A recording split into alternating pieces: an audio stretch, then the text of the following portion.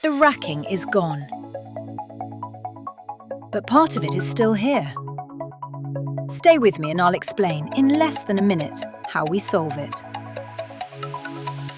When a warehouse changes tenant or its layout is modified, hundreds of screws and anchors can be left behind across the floor, and leaving them there is not an option.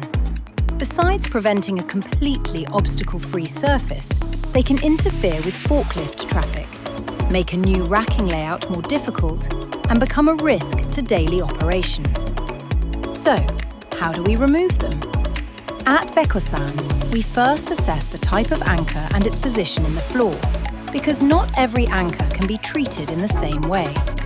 Depending on the situation, we can work on the anchor to leave it below floor level or remove it completely by drilling.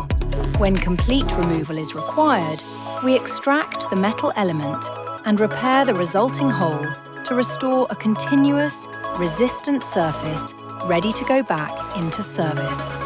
And when this work forms part of a complete floor rehabilitation, we remove the anchors before polishing and applying the BECOSAN treatment, integrating the repaired areas into the overall finish of the floor.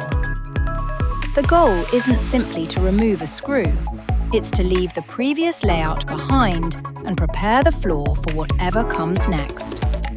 If you're preparing a warehouse for a new tenant, a new layout, or a change in machinery, contact the BECOSAN technical team or visit the links in the description.